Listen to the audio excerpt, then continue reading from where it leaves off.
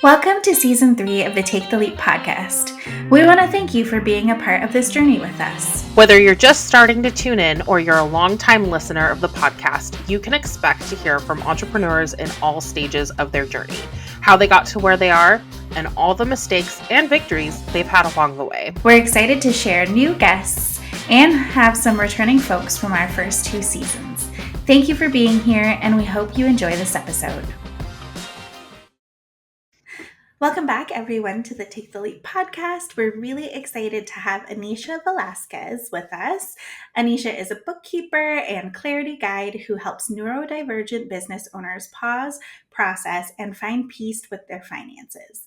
Having experienced firsthand the pressures different-brained entrepreneurs face in systems not built for them, she brings compassion to money conversations and normalizes the mess, making finances feel less overwhelming and far more manageable. Welcome, Aneisha. We're so excited to have you here. Welcome. Thank We're you. so happy. Yeah, I'm excited. I feel like I'm definitely in your target audience of people whose finances are a mess. So some of my questions may be for personal reasons.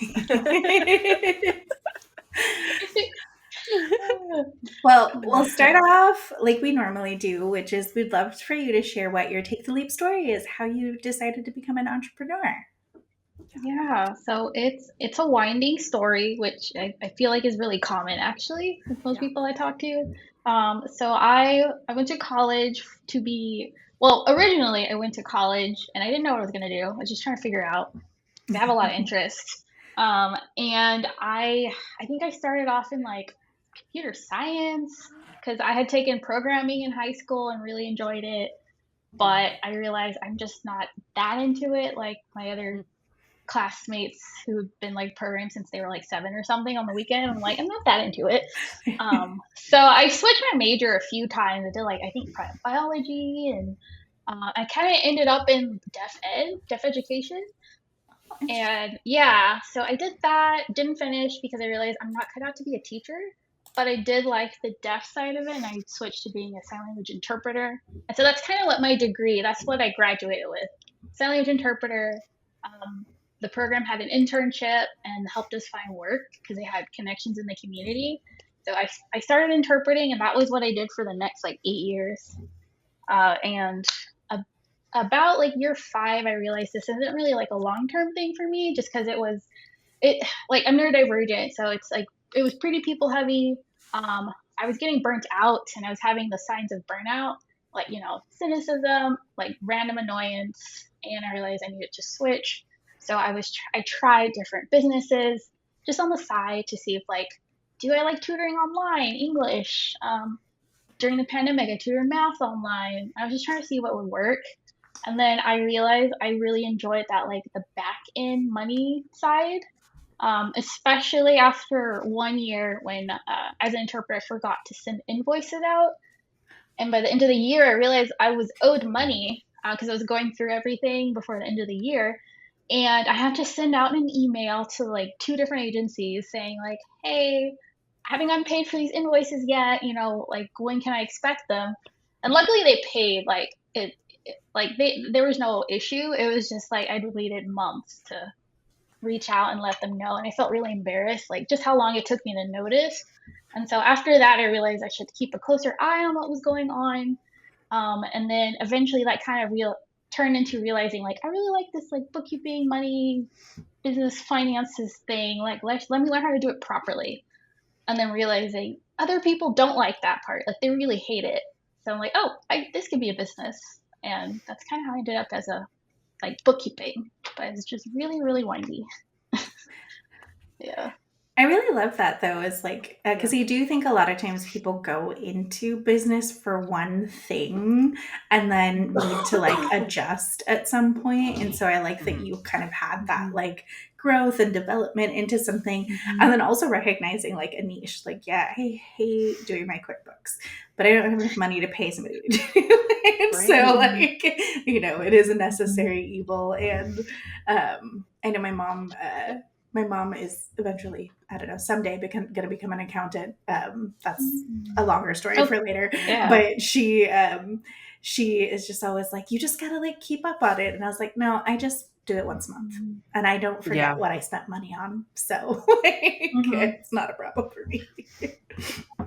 I will Yeah. say it is nice having like a service-based business because in a way, like for me personally, I don't have like a ton of transactions every month. Mm-hmm. But because of that, I convinced myself like, oh, I'll catch up next month. And then before I know it, the year is over.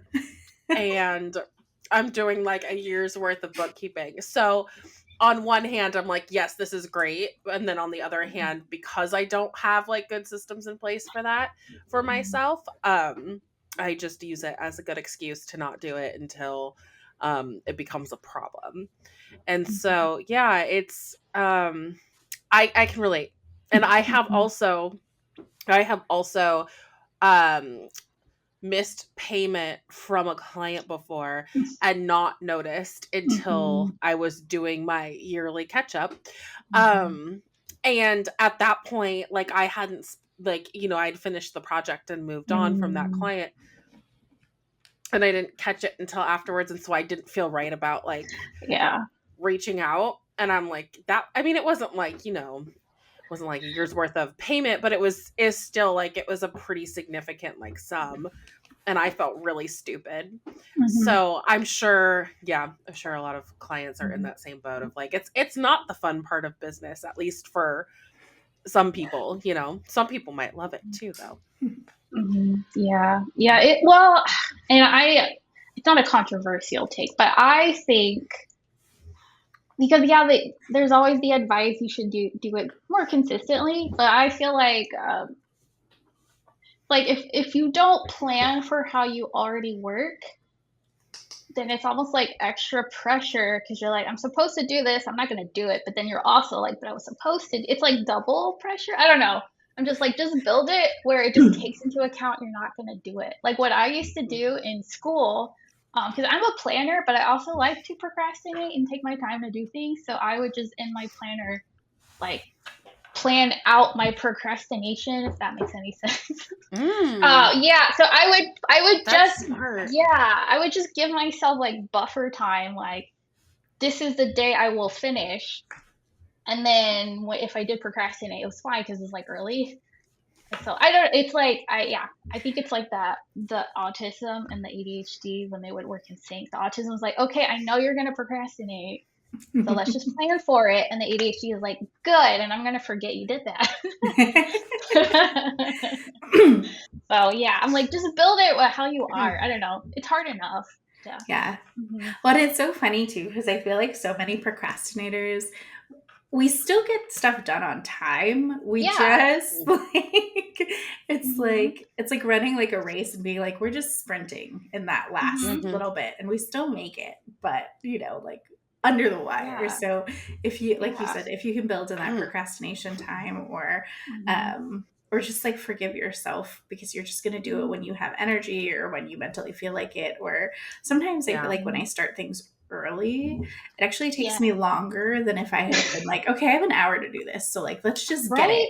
just get it done. And then you're like, oh, okay, that felt a lot better than like doing like, multiple 15-minute chunks a day, Yeah. trying to Man, keep on those top drive of me it. crazy. Yeah. I'm like, I don't want to do a little bit consistently. I Yeah. want Yeah. to sprint and be done. That's Yeah. fair. Hmm. That's totally fair. I guess like knowing what you know now, like now that you've started your business, and started working with clients, what piece of advice would you give yourself when you first started knowing what you know now? Yeah, such a good question. I feel because there's so many lessons, obviously, like you know, fears, and you're like, oh man, I wish I'd known like this thing, but I feel like the biggest one for me specifically was uh, just leaning into how I work. Because when I first started, I like all the advice out there says, you should have your why, your business vision, then you set up your brand. Like it was very structured, like you should do this and then you do this. And I tried to do that, but it's not how I work naturally. Um, Like it's for me, it's iterative. Like how my journey was all windy. Like I did one thing and learned something, and then that applied to the next thing. So like how I first started my business, it's not the same as it is now, but it wouldn't be as clear now if I hadn't gone through the iterative process. Like if I just paid someone from the beginning to build it for me, I don't think that would have been great, even if I had the funds. It's like Mm-hmm. I needed to work through like who do I want to serve, how do I want to serve them, um, what's my systems look like, who do I want to work with. So yeah, it's like just give myself permission to be iterative, try things, still make money, but like sometimes you can try something and it doesn't work out and it's fine. So yeah. I feel like that adaptability is such a valuable skill though, to have like Mhm. gone through like the iterations and like taken the Mhm. lessons and like moved on. And like you said something really interesting, which is like, you could have paid somebody to build it for you, but I feel like if you do something like that, it makes it so easy for you to walk away because you don't have that like authentic feeling of like building it yourself and like living through it and like the emotions Mhm. of figuring it out and things like Mhm. that. And I think that is actually why you see a lot of people be like serial entrepreneurs. And like, not saying that Yeah. that's a Mhm. bad thing, but like I remember I had met somebody and they're like, oh yeah, when you sell this business, and I was like, what are you talking about? Like, this is my baby. Like, why would I ever want to sell this? Like, it's so near and dear to like who I am and my identity Mhm. now and what I do. And yeah, and in a little way it's like really, really Mhm. precious to be able to like work with who I work with and do the work that I do and be able to, like you had said previously, like work in the way that you want to work and work in what works for Mhm. you. Because I mean, that truly is why a lot of us have started businesses, is because working professionally in other ways just wasn't meeting our needs, wasn't meeting, like fueling our personal why and our personal purpose. So yeah, I love that. Mhm. Yeah. Yeah. Absolutely. Mhm. I think a lot, and I feel like a lot of people who are maybe in that neurodivergent scale anyway, like learn best through like going through it. At least that's, been my Mhm. experience. So I feel like, yeah, you have to try things and see what sticks and then Mhm. kind of go from there. And yeah, I've learned a lot and Yeah. I've done a lot of things the wrong way, but I don't think I would have known that and if I hadn't tried it. Yeah. Yeah, and I just wanted to add because I know out there, like, I feel like a lot of bookkeeping content, because I was seeing when other people shared, like, "Oh, how should I get my, ideas out there?" And a lot of the content was like, "Don't do this, just get a bookkeeper. You shouldn't do this." And with a lot of shouldn'ts, don'ts, "If you had a bookkeeper, this never would happen," kinda information, but I'm like, "That's not how I learn." I don't like when other people, like branding people, say things like that because 'cause I'm like, "I have to try it." Like, like, yeah, I could hire you and not do it, but then later when I'm like bigger and the consequences are more serious, then I'm trying to figure it out. Like, I don't think that's a good idea either. So it's almost better to do it when Exactly. you're smaller. Mm-hmm. Mhm. Absolutely. Mhm. Okay, last question before we jump into the hot seat. What's your why? Why is it, like, why do you continue to be an entrepreneur? Because we know it's not super easy to just keep on this. Yeah, no, it's I guess the shorthand is like I guess I don't think I'm employable. Like I am. Like I can be a really good employee for a short period of time. And then I have ideas. I have like I want to do things a little differently. But the when you're working under someone else's vision, mission, why, it's their thing. So like I just want to do things my way, and like that's why I keep working for myself. And then because I've gotten clearer recently on like the bigger why, it's like I had a piece of the why and now it's getting bigger, but I just wanted to like share with people that money doesn't have to be that complicated. Like there's a lot involved, like there's systems, but it doesn't have to be that complicated. It can be simpler. Um, and it can fit how you fit you. Like not everyone manages their money the same way. They don't have to. And then just just showing you can do it your way. I mean, it's harder. It can be a little bit harder because we're figuring things out because there's not a lot of examples of people doing things differently yet. But I guess I want to be one of those examples. So yeah. Hmm. I really love Love that. that. Yeah. Yeah. Yeah. I think that's the relate. yeah. I was gonna say, I think this is why we really love doing this podcast, to like let people know that like there isn't one like there's not like a formula, and I feel like a lot of people try to sell us the formula, and then you feel like a total failure when you don't fit the formula. It's like, but it's not formulaic. And also, people are intelligent, they know, you know what I mean? Like a lot of those formulaic things rely on people being dumb and buying into stuff that they maybe should be a little bit critically thinking a little bit more about. So I also love how you said you're not employable. I love that. I'm gonna repeat that to myself because I've tried. Keep trying. Apparently, yeah. Yeah.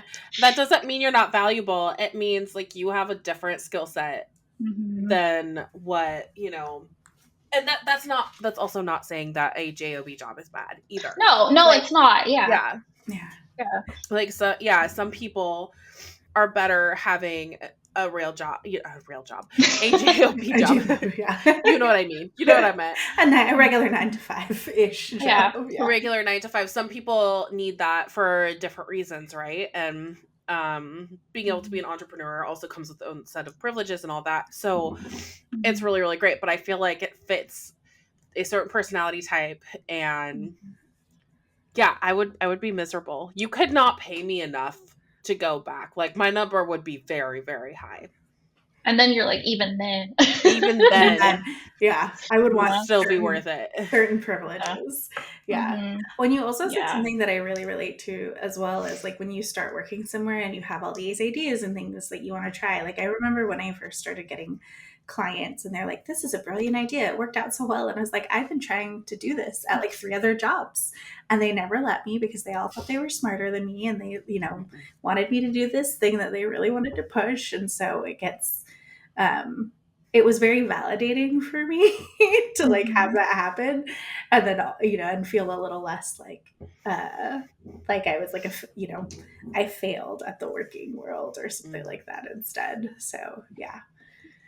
I also found, like, in that same situations, like I went through those same things, like nobody would listen to my ideas. But then I also found too that because I had all these ideas and I did participate, people, like, more and more work just kept getting put on me without the pay, without the recognition, without the respect. And I just feel like that it's that same story for a lot of people, and that's what makes me not employable anymore, because I'm like, no, like I can't work that way. And I think could not pay me enough. Yeah, refusing to be abused in jobs is like a real thing. Yeah. All right, are we ready for the hot seat questions? Yes, let's do it. I always make them sound really like a big deal. They're really not. Okay, so first question I always start off with for everyone is, what is the best and or worst advice you've received in your career?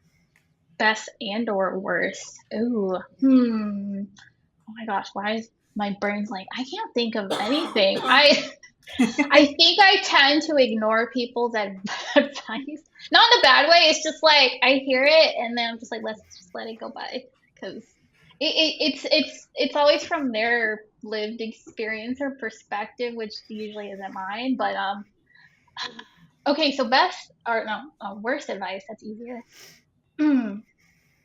It's like posting consistently on social media and trying to make that work. Like, I've tried multiple times. Actually, when I had my math tutoring business, I also tried to use Instagram to like market, and then with bookkeeping, the last 2 years, just trying to make it work. And then this year, like third year, I decided to just like basically just ignore it, like forget about it, not try to be consistent, just post when I felt like it. And that just gave me better results. So but best advice was I followed another bookkeeper who's very like organized. She's all about systems and automating things, and I followed her really early on. Like I found her like when I first started my bookkeeping business, and that helped me like set up like my SOPs, how I work with clients, like all of that. So I've been super organized, and that's helped a lot. Like saved a lot of time. So that was like the best advice. To just start. You're never too small to get organized and have SOPs. No. Yeah. That's very true. Mm-hmm. I'm still getting there. Yeah. Mm-hmm. So, it's all locked up in Same. here. Mm-hmm. Same. Mm-hmm. But systems Yeah. are so important. Yeah. Mm-hmm. Yeah. Regardless of the size. They help a lot, especially if it's just you or just a few people. They do a lot of work for you. Yeah. Yeah. Mm-hmm. Okay, so I have my next question, which is I think sometimes folks get really confused about the differences. So can you help explain like the difference between a bookkeeper and an accountant and what people in finance do? Because I'm sure that you probably run into folks who like think you do one thing and it's nope, you actually have got to bug that person for that. Yeah. Yeah. I call it, yeah, I do a lot of directing or explaining. So I think of it more as like roles and not just like a person. Mm, Someone can be a bookkeeper, they can be an accountant, but they can fit either one role or multiple roles. So I'll just say like it's more broken down into like your day-to-day finance management versus taxes. And mm, so yeah, so taxes is what most people know, and that's like the accountant. Or people usually have the term CPA associated with taxes, which is really weird to me because as I've learned, CPAs don't always do taxes. Sometimes they have no idea about taxes. Yeah, that was more of like corporations auditing. That's what CPA is for. Yeah, so that's for like big corporations. I'm actually getting my accounting degree online right now, and most of the accounting like coursework is about corporations. They don't really mention small businesses. So if you've ever been to an accountant who has no idea how to do your taxes, that's why. Like they're used to That makes corporations. sense. Yeah. So tax roll. So that's like filing your taxes at the end of the year. If you get tax planning, they like sit down and tell you how much to pay in estimated taxes, um, what to do to make sure you don't have a big tax bill at the end of the year, and then tax strategy, which is like specifically what to do to get the result you want in taxes. So that's that side of business finances. And then there's the other side, like day to day, like sending invoices, making sure you got paid, paying your bills, make sure you don't run out of cash. And that's like what a bookkeeper typically does, although sometimes accountants will do both. But I would say like you can have one business that fulfills both of those roles, but one person fulfilling both who's not your employee is unless they're really, really organized, that's hard to find. Yeah, most people want to like focus and specialize on one, and that's why you might typically have like a tax person and a bookkeeper. And then personal finances is like a whole other thing. Like I don't touch that for other people, just for myself. But I know those people. That's where there's money coaches, and they do that because it's even more complicated because you're talking about your family and kid. Like it's a lot. So yeah. I don't know if that helps make it clear. Like because I like things being really clear and like knowing the structure of how it's all is. So I spent a lot of time thinking about like how do I explain the difference? Yeah. Yeah. Well, that's really interesting. Yeah. Well, that's really helpful to like explain too, because I think a lot of people expect to get the unicorn that can do like the bookkeeping, the day-to-day entry, like the AP, AR, this kind of stuff. And then they're like, oh, you don't do that. And yeah, it is. I mean, both of them are big enough roles where like it makes sense why some people just focus on tax and why some people just focus on bookkeeping. And then they tend to know each other. So like if you find a good bookkeeper, they know a tax person that they want to send you to, and vice versa. And also don't look for a tax person in January because they are the best time is summertime. Yeah, because it's slow. Because it's slow. Yeah, everybody's all done with their stuff, and they're less burnt out by their stuff. Yeah, that's fair. That's fair. It's really interesting what you said too about if you get like an accountant that hasn't done small businesses, it's because like all the trainings for corporations. I just find that really interesting. Like Mm-hmm. our economy runs on small businesses, Yes. and Mm-hmm. there doesn't seem to be much of a focus on Mm-hmm. small businesses when it comes to stuff like that. So I just Yeah. find that really interesting. Yeah, don't get me. I ranted to my husband about that because like there was like one sentence in one textbook that said small businesses very important backbone of our economy, and that was it. I'm like, why didn't you talk about us more? Yeah. And the things that we need instead. Yeah. Yeah, Yeah. so I was Yeah. just like, yeah, don't. I have a whole little mini TED talk.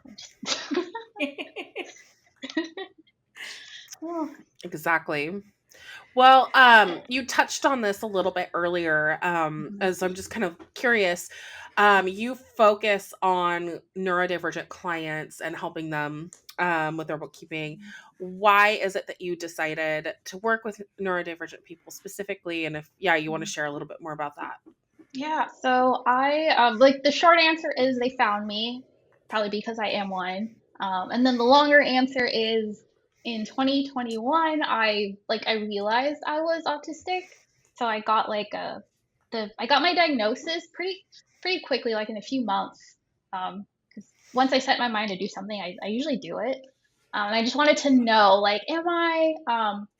Because like especially back then I just needed confirmation that I wasn't like making things up or crazy because I've always felt like a different sometimes people describe it as feeling like an alien on earth, and so I've always felt like that. And once I got the diagnosis, that just gave me permission to say how I've been operating, it just hasn't been working for me, so let's try something different.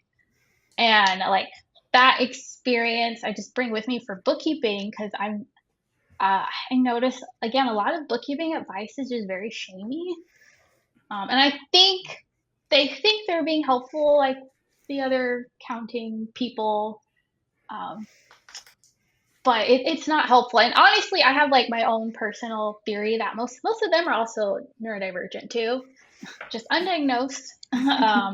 But yeah, so anyway, it's like I brought that experience of like feeling like an alien, feeling different, wanting to figure out just how do I operate like my way, because when I do things my way, it just turns out better and I feel less weird. And I just kept getting clients who were really similar, like they needed things explained differently. Um, we're not like the model clients, they need a little more time or they have more questions. I need to be more organized for them, like, and have my systems and structures for them so that if they take a while getting back to me, I can pick up where we left off. Like I have databases with like the last time we talked, this is what we talked about, and this is what I'm waiting on for them. And I wanted it last month, but like I still have it here, so I'm not wasting brain power like remembering or reminding because I've automated reminders. But when they're ready, we're here and like we can get it done. So just supporting people who are different because I know it's like if you didn't grow up that way, it's hard to understand why like we need more work connecting the dots. Like I need you to explain and walk me through why you're asking me to do this and why you need it on this day and not like a different day. And I just do that naturally. Like I had a client, she told me that I just do a good job at holding space for her to bring all that like money shame, and like it's really vulnerable to share it and it's messy. And like I just normalize the mess. Like I'm not trying to say like, oh, let's get you organized and then that way you'll never have a mess again. Like I don't do that. Like I know it's like it's just gonna be messy, so like how do we set this up so it doesn't like prevent us from moving forward? Like just built a system to accommodate it. Mm-hmm. and I love and I that. like it's yeah, it's like I do that because I feel like no one really did that for me growing up. Like I just had to do my own accommodations. So Mm-hmm. like I don't know. I want people to know it's not just you. I get it. Yeah. Yeah. Mhm. Well, it's like having like I a love that. judgment-free zone, right? It's like you can come and get Mhm. this support, and I'm not going to shame or blame you or like, yeah, because I've worked with folks before who are like, why are you doing it that way? Oh my God, you're making like you messed it up. Like, why? Mhm. And then I'm like, well, now I don't want to talk to you anymore. I want somebody who's going to be nice to me, who's Yeah. not going to be like, Exactly. who's going to help me Yeah. fix it. Like, I know it's fucked up. please. Or Yeah, that's why I'm here to here. help you fix it. Yeah. Please help yeah, me. or like just I'm one of those people who has a lot of questions, but I learn not to ask because they would sound really dumb or like obvious. Like, Yeah. oh, why do you want me to write it here? And what I realize now is like I just need to see the whole process first to Mhm. understand what you need from me. Because sometimes if I get that, I can do it differently and it's better. But if I follow what you tell me, I mess it up and then you get mad at me and then I just feel stupid. So Mm-hmm. yeah. Right. Mm-hmm. Hmm. That's a Yeah. really good point. Mm-hmm. Especially when it comes to finances, to bookkeeping, to money, and in general, Mm-hmm. like there can be so much shame with Hmm. that already. So it's really, really important to just have that safe space to go when you're Hmm. working with someone. Hmm. I love that. Thank you for sharing that. Hmm. I'm also curious. So, what is a common mistake that you find new business owners make with their finances, or even with their like Mm. bookkeeping when they first get started? They think it's harder than it is. Like I'm sure you've heard this. It's like open a different bank account. Oops, sorry. Yeah. You're good. That is one of our recommendations Yes. in our 9 steps to opening your business is separating your business and your personal finances. Hmm. Yeah. Yep. So yeah, it's like people. I think they don't realize like how big a difference that makes. Open a separate bank account. Yeah. They don't do that. So like right off, that's just hard. Like I just cleaned up a set of books where it was just all in their personal account, and that's really two separate projects. Like separating out what's business and personal, and then doing your bookkeeping. So that's the first one. And then what's the other piece of advice that's simple? Totally lost my brain. Oh, your documents, like, because that's the other one. Like, I do a lot of like bookkeeping fixing projects, and those are the two things. Like, if you've got a separate business account, if you've been like saving, like you have your business formation documents, like the letter from the state when you registered your business, your IRS EIN, like any information associated with your business and finances, if you can just save all that and then bring it to me, and I know what to do with it and I can put everything together. But when stuff is missing and it's been like 3 years and you don't know where to find it, it's just it just makes it harder. Like I can still work with you, but people don't realize like banks don't save all your stuff after a while. Yeah. So like maybe a Yeah. year or 2 years if you're lucky. So they're like those guys aren't keeping your files for you, so that's why you gotta keep it.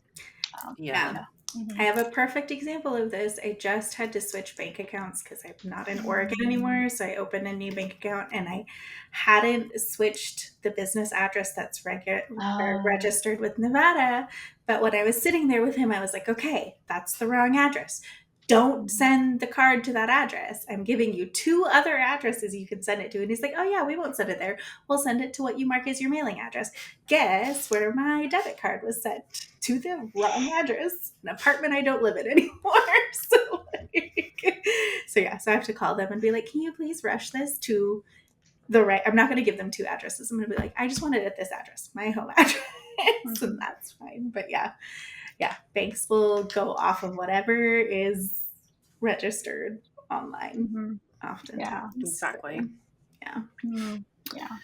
That's a good one. Keeping your documents straight. Mhm.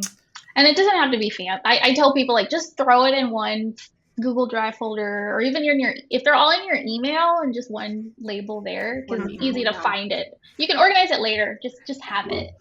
Yeah. I actually have it in Mhm. 2 different Google Drive folders. In my thing, Oh, there it's you like go. in my C suite, which is like only stuff that I look at, and like an operations folder. So like it's 2 places that it exists. So when my brain thinks of it in one Mhm. category, it's there, and the other category, it's there. Mhm. I Oh, love that's that. smart. Yeah. Yeah, That's a Yeah. good idea. it's all digital, so it Knowing doesn't really mm. matter. Mhm. No, but knowing how your brain operates is like a Yeah, really smart way to do it. yeah. Mhm. Yeah. Yeah. That's awesome. Mm-hmm. So, my next question is based off of you had published, I don't remember, I think it was on your website. You had talked a little bit about different financial reports and things that people should be using in their business. And so, my question to you is, let's say a business owner literally never uses, and I'm not pointing fingers at anyone specifically, I'm just, saying that. So let's say a business owner rarely ever uses financial reports on a regular basis. Where would you tell them to start, so that it's not overwhelming? Like, where should they start looking, and what should they be paying attention to? Okay. Well, most people start by looking at their bank account, which is fine. That's why the profit first method exists. Which, if you haven't read the book, that's a really good book. It helps you manage your cash flow in like a really simple way. And the book's whole point is that you don't have to look at your reports just to make sure you have cash. So, like, if all you can do is look at your bank accounts, definitely use profit first. But looking at your statements, the P&L is the other one most people know, like your profit and loss, how much money you came in, what you spent, and what's your profit, like what's left over. So I personally like to start at the bottom and like work my way up. So like the bottom is like what's left over, because if you don't have anything left over, then that right there tells you something. And then if you really want to get like more fancy, you can get like into like margins, like your profit margin. Like it's just how much of every dollar you keep in profit, and that one's a little bit more informative, because that maybe every month you have a different amount of revenue coming in, but if your profit margin's the same, then like it's pretty consistent. So that look at your profit margin, like how much of every dollar are you keeping, and is that enough to cover, let's say, like if you're not on payroll because you're just a sole proprietor or LLC, is that enough to cover paying yourself? And then if you got a loan, your loan payments come out of that too. That's not showing up on your P&L. Yeah. So that's Okay. that. Like start there. Like, do I have enough? Because then if you don't have enough, then you would move up to your expenses. Like, am I just spending too much? So that your expense margin, like how much of every dollar is going to my expenses, my operations, overhead. And if that's like a really big number, and the percentage depends on your business, you can look those up, like on average how much it should be. But like if it's too much more, then you can just think about reducing your expenses. I would say that's probably pretty simple. Maybe you have too many subscriptions, like go cut them off. But if like that number's good, but your profit's still not where you want it to be, then you have to go back up even more to like that cost of goods sold, cost of services section. Like maybe you're just spending too much making money, like whatever you have to spend on supplies, or like if you've got contractors to provide services, like maybe that's too much, like that margin. And then think about like, well, either the problem is I'm not charging enough to cover it, or this is too much. Like you have to figure that out. And then if that, like maybe that margin's fine, but you still don't have enough, then you would go up to like your revenue. Like, okay, I'm just not making enough. Like I just need to make more. Yeah. Like I'm doing good with expenses. Profit's kind of okay, but it needs to be better. So I just need to like bring in more income. And that's when it gets harder, because then you have to think about, is it marketing? I'm not reaching the right people, or I'm reaching them, but they just don't want to sign with me. Or do I just need to like make my operations better to handle more people? Like, so that's when you have to get like a marketing, branding, business coach, and that's more complicated. It's a more expensive problem to solve. So yeah, that's a really great breakdown, though. Yeah. Well, and I love that you look at it backwards, because I do think that people automatically are just like, I just need another client. I just need to make more money. But like, you're totally right. If, if each new client that you sign on, you have to hire another contractor, you have to like buy another seat to whatever. If you're not looking at those kind of like expense levels, then, you're not really, you're not solving the problem. You're maybe amplifying it. You're making it bigger. Yeah. I like to start with the easy stuff. It's easy to just say like, well, I don't need two canvas seats, like, and that can add up. So That's been a big That's one really for me great. too, is like, yeah, those extra mhm, seats to things. I'm like, how can we share passwords? How can we do this? mhm, What's an easier yeah. Yeah, way to do that? Mhm, Yeah, that's such a good that's point. a good point. Yeah. Yeah, mhm, that's amazing. Thank you for that. mhm. Yeah. Yeah, yeah, I'm glad it's helpful. I've thought about it a lot because again, I'm like, I really like clarity and connecting dots. I'm like, how would I Mhm. explain this to me 3 years ago? Yeah. Yeah. Well, Uh-huh. it's such like a mindset shift too, because I mean, even Hmm. Tori and I hear this all the time. People are just like, I just need more clients. I just need more revenue, and it's like that might not necessarily be the issue. Mhm, Exactly. Yeah. mhm. Okay, I have our last question, which is, what is a piece of media content, be it a song, a movie, a book, a podcast, that you are obsessed with right now or really digging? That might be good for our Mm, audience to know about. that's a good question. I just heard about this podcast called Negotiate Anything. Mm. I don't know if you've heard of it, No, but I'm he, writing it yeah, down. yeah, I just heard of it, and the first episode I listened to, and I'm interested. Oh, sorry, there's like a noise outside. Do you hear It's it? all good. It's a little bit, Okay, yeah, okay. yeah, yeah. Yeah, but I just heard about it, and I was interested because I feel like I want to learn more about like making deals and negotiating. Like, what's my style?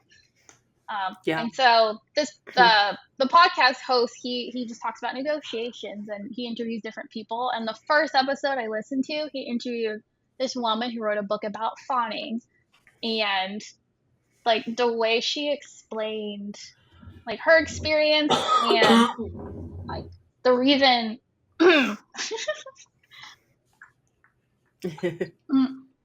like her experience with fawning and why she wrote the book and their conversation, like it made me start crying just to release something I needed, like an old like a feeling in the body. But so I was like, well, that's a great intro to this podcast. That's But yeah, awesome. I like it. yeah. So it's really good. It was really good. So yeah. Mhm. Awesome. I'm Awesome. adding that to my podcast list for sure. I know. Mhm. I've started putting them in our docs so that we don't have to go back and look at episodes and be like, what did people Smart. Yeah. say? Um, Mhm. but that is the last of our questions. We would love if you want to share with folks, and we'll have everything in the show notes too, like your links and everything. But how can people find you? Mhm. How can people let you know that they want to work with you and all of that? And anything else we didn't cover in today's episode that you want to make sure people know? Yeah. So you can find me on my website, yellowskybusiness.services. Um, and also I'm on LinkedIn. So just look me up like Aneisha Velasquez there. And then I'm just restarting my email list. Like it's kind of been on pause for a while, but I'm gonna restart that. And that's gonna be more of a space for like if you want to hear more about what I'm up to, business offers. Like I have an idea for like a bookkeeping body doubling session. It's just setting it up in a way that works with my energy capacity because like monthly, not my thing, but maybe like every other month. So, but yeah, if you want to I hear like about that. it and like what I decide to do, like I'll tell it to the email list, so you can join there, and that'll be on the Nice. website. Awesome. Yeah. I know when you sent that Love over, that. I was like, I'm signing up for this so that I know what you're Yeah, doing when it comes out. I appreciate that. Mhm. absolutely. Mhm. Um, Yeah. well, thank you everybody for tuning Thank you. in today's episode. Thank you, Mhm. Aneisha, so much for being here and sharing all your knowledge. I've learned so much for Yeah. my Yeah. own bookkeeping Same. journey. Yeah. Thank Um, you. Yeah. I enjoyed it. This is fun. Yeah. Yeah, Mhm. awesome. But as always, if you have any questions for us or questions for our guests, you can always send us a DM on Instagram at taketheleap-today or send us an email at aloha@taketheleap-today.com. And we will see you on the next episode. Bye for now. Bye, everyone. Bye. Thank you for tuning in to another episode of the Take the Leap podcast. Check out our show notes to connect with us and our guests. If you have questions about the episode or ideas for future topics, send us a direct message on Instagram or email us at aloha@taketheleap-today.com. If you're interested in being a guest, fill out the guest interest form on our website. If you're a new entrepreneur who is looking for a roadmap to move your business idea forward, check out the Take the Leap course on our website, taketheleap-today.com. Members who join the course also have an opportunity to join us in bi-weekly co-working and group coaching calls to build momentum and work on your business. And if you'd like a flavor of what we offer, sign up for our free webinar with the 9 essential steps you need to launch your business with clarity and confidence. See you next time.